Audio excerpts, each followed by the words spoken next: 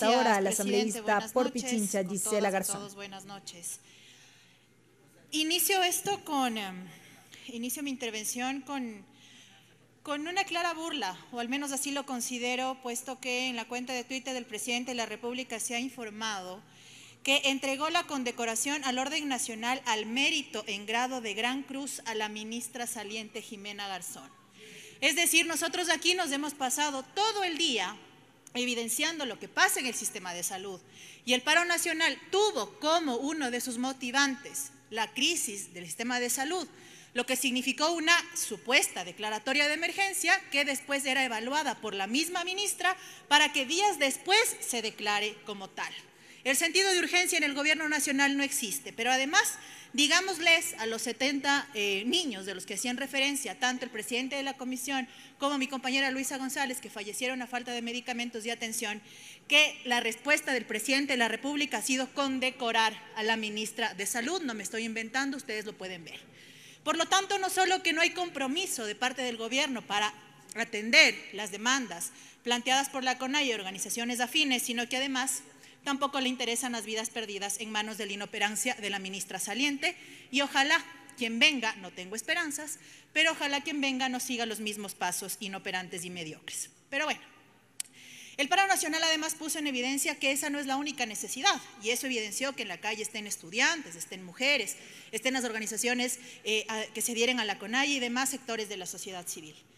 Pero esta creencia de que liderar el país es salir a decir diálogo en las cámaras y dar gas detrás, lo único que hizo es que hayan niños afectados, que en esta misma asamblea se diga que hubo niños heridos con perdigones.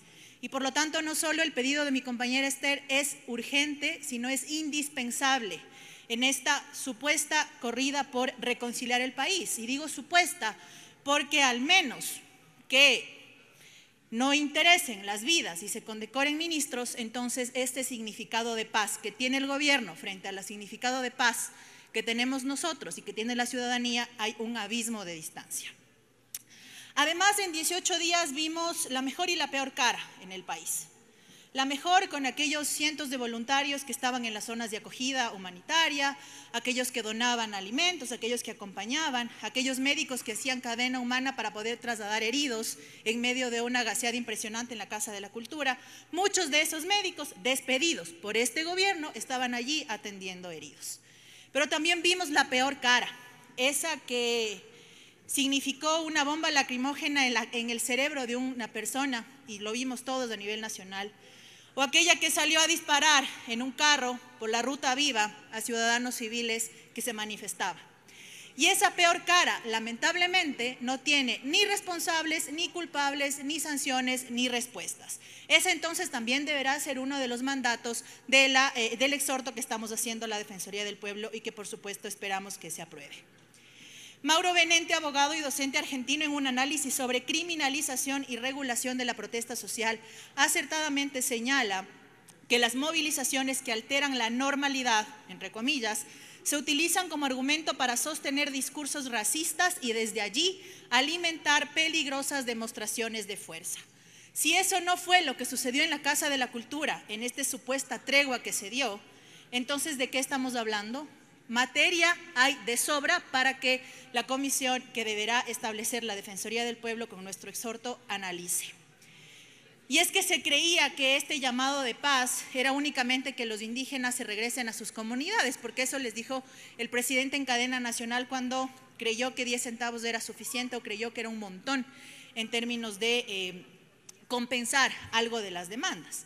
Pero eso significó excesos de parte de la fuerza pública, no solo en atacar a los ciudadanos y ciudadanas, sino también en mensajes a través de redes sociales donde el ministro Carrillo dijo cualquier cantidad de cosas que en nada abonaban a lo que estaba pasando.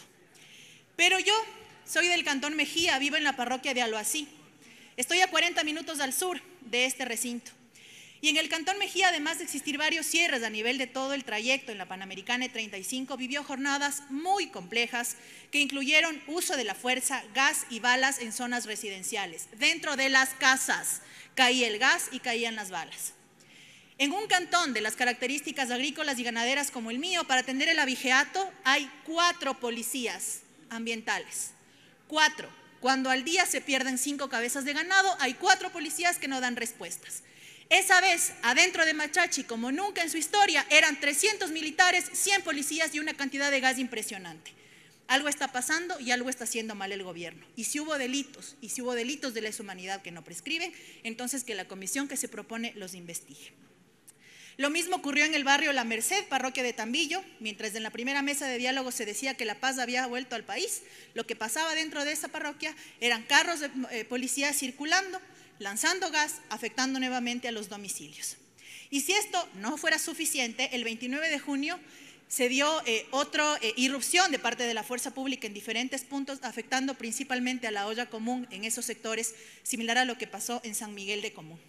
Si esa era la acción de la policía, si pensaban que quitando el alimento era la forma adecuada de actuar, también piensan entonces que el uso legítimo de la fuerza pasa por gasear a quien quiera, y entonces o somos cómplices de eso o le ponemos un freno a esas acciones.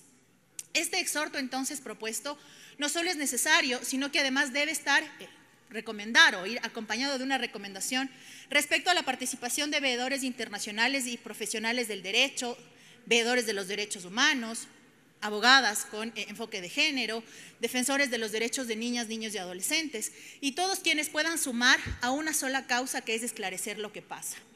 Pero ojalá eso no duerme el sueño de los justos, igual que el informe de octubre del 2019.